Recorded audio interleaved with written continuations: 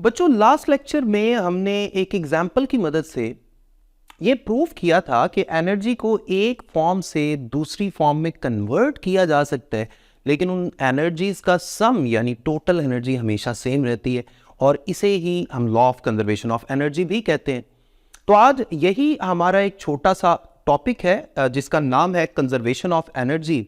और ये एक छोटा सा शॉर्ट क्वेश्चन है, इसके अंदर से एमसीक्यूज वगैरह या शॉर्ट क्वेश्चन इसी पर्सपेक्टिव में आप इसको देख सकते हैं। इसको हम स्टेटमेंट लिख लेते हैं कंजर्वेशन ऑफ एनर्जी की, that energy can be transform from one form to the other but can not be destroyed. ठीक है, हमने इससे पहले लेक्चर में एग्जाम्पल में हमने क्या देखा था कि एक फॉलिंग ऑब्जेक्ट जो है उसको अगर कंसीडर किया जाए तो उसकी पोटेंशियल एनर्जी काइनेटिक एनर्जी में कन्वर्ट हो रही होती है, लेकिन अगर पोटेंशियल और काइनेटिक का सम यानी टोटल एनर्जी कैलकुलेट की जाए तो आंसर क्या आता है? कांस्टेंट आता है, यानी सेम आता है। तो हम यहां पर ये मैथमेटिकली लिख भी सकते हैं, टोटल एनर्जी या टोटल मैकेनिकल एनर्जी इस स्पेशल केस में kinetic plus potential energy is equal to constant. तो ये तो वो सारा कुछ है जो हम पहले कर चुके हैं, और मैंने आपको एक एग्जाम्पल भी दी थी जिसमें हमने ये कंसिडर किया था कि एक फॉलिंग ऑब्जेक्ट है। इसी फॉलिंग ऑब्जेक्ट की एग्जाम्पल को हम थोड़ा सा और एक्सटेंड कर लेते हैं। जैसे अगर मैं इस वक्त टॉप मोस्ट पॉइंट पे ऑब्जर्व करूं तो इसके पास कौन सी एनर्जी है? पोटेंशियल एनर्जी है। जैसे जैसे ये नीचे आता जा रहा है पोटेंशियल एनर्जी किस में कन्वर्ट हो रही है? काइनेटिक एनर्जी में कन्वर्ट हो रही है। जैसे ये जमीन पे आके फॉल करेगा तो काइनेटिक एनर्जी फिर कौन सी एनर्जीज में कन्वर्ट होगी?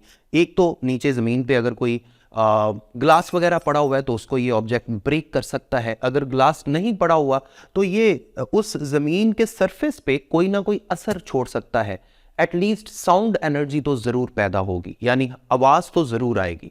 यानी जो काइनेटिक एनर्जी थी इसके पास, उसका कुछ हिस्सा साउंड एनर्जी में कन्वर्ट हुआ और हमारे कानों तक पहुंचा। इसी तरह एक बात याद रखें कि एनर्जीज की जब भी कन्वर्शंस हो रही होती हैं तो काफी सारी एनर्जी का हिस्सा हीट एनर्जी की फॉर्म में भी अपीयर जरूर होता है। ठीक है, तो यहां पर भी कुछ हीट एनर्जी भी पैदा होगी जो फ्रिक्शनल इफेक्ट्स की वजह से जनरेट हुई है।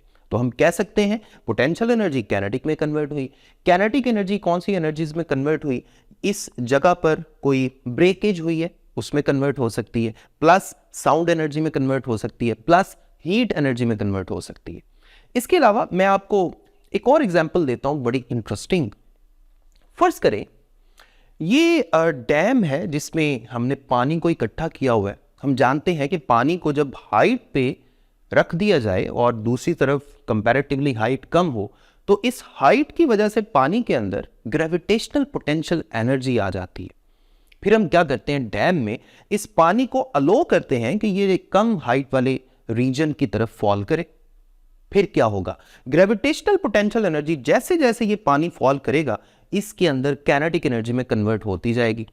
अब जैसे ही पानी इस बॉटम पे आके पहुंचा, ग्राउंड लेवल के करीब आके पहुंचा या लो लेवल पे आके पहुंचा, तो यहां पर इसके पास कौन सी एनर्जी मैक्सिमम है? काइनेटिक एनर्जी मैक्सिमम है, यानी पोटेंशियल एनर्जी काइनेटिक में कन्वर्ट हो चुकी है।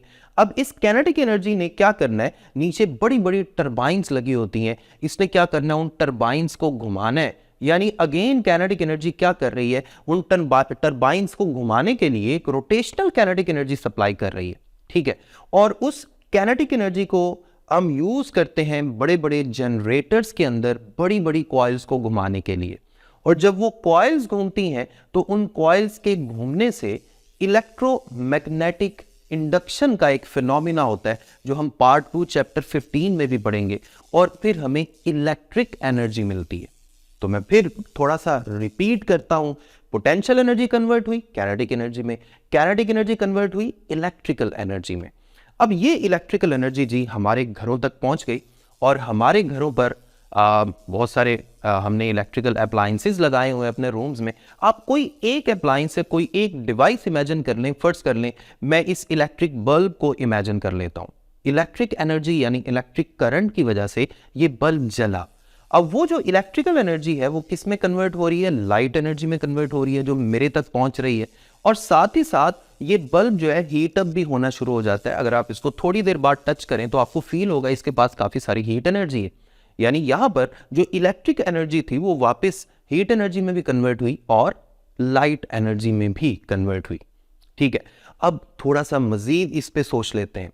अगर इसी लाइट एनर्जी के सामने मैं फोटो सेल रख दूं, कोई आपके घरों में कैलकुलेटर वगैरह पड़े होंगे जरूर जो फोटो सेल से चलते हैं, जो लाइट से चलते हैं, आपने इसके सामने उसको रख दिया तो उसके डिजिट्स चलना शुरू हो गए। ऐसा ही है ना, यानी अगर हम अपनी जिंदगी में चारों तरफ अब इस दुनिया में नजर दौड़ाएं तो हम देख सकते हैं कि हर जगह ही एनर्जी एक फॉर्म से दूसरी फॉर्म में कन्वर्ट हो रही है। तो ये तो एक छोटी सी एग्जांपल थी जिसमें हमने इतने सारे रिलेशंस बना लिए कि हम खुद भी थोड़े से हैरान हो गए कि एनर्जी कहां कहां से होते हुए हम तक पहुंचती है। ठीक है, तो ये थी एक छोटी सी एग्जांपल जिसमें हम डिस्कस कर रहे थे कि एनर्जी एक फॉर्म से दूसरी फॉर्म में कन्वर्ट हो रही है हर जगह ही, लेकिन टोटल एनर्जी में कोई तब्दीली नहीं आती। अब एक और इंटरेस्टिंग पॉइंट है, यहां इस बात का भी ख्याल रखना जरूरी है कि अगर जब हम एनर्जी की कन्वर्शंस को कंसीडर कर रहे हो और हमारी कैलकुलेशन के मुताबिक अगर फाइनल जो एनर्जी है वो इनिशियल एनर्जी के बराबर नहीं आ रही, तो वो जो एनर्जी का डेफिसिट है या जो एनर्जी की कमी है, याद रखें वो हमेशा हीट एनर्जी होगी।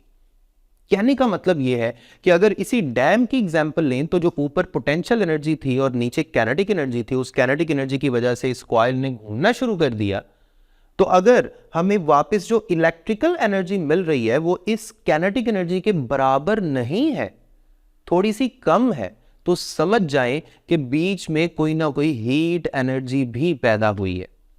इसी तरह अगर हम इलेक्ट्रिकल एनर्जी को जो बल्ब में यूज कर रहे थे और वो हमें लाइट एनर्जी सप्लाई कर रही थी, अगर हम लाइट एनर्जी को भी मेजर करेंगे तो वो इलेक्ट्रिकल एनर्जी से थोड़ी कम होगी। वो जो कमी है वो क्यों आई? क्योंकि इलेक्ट्रिकल एनर्जी का कुछ हिस्सा हीट एनर्जी में भी कन्वर्ट हुआ है। और एक और इंपॉर्टेंट पॉइंट याद रखें कि एनर्जीज की ये जितनी भी कन्वर्शंस हो रही हैं, इनका एंड प्रोडक्ट क्या है? Heat energy. इसीलिए नेचर में हम देखते हैं कि हमारे एनवायरनमेंट का टेम्परेचर मुसलसल बढ़ता जा रहा है। उम्मीद करता हूं आपको इस छोटे से इंटरेस्टिंग से कॉन्सेप्ट की बहुत अच्छी समझ आ गई होगी। अगले लेक्चर तक अपना ख्याल रखें, मुझे अपनी दुआ में याद रखें। अल्लाह हाफिज।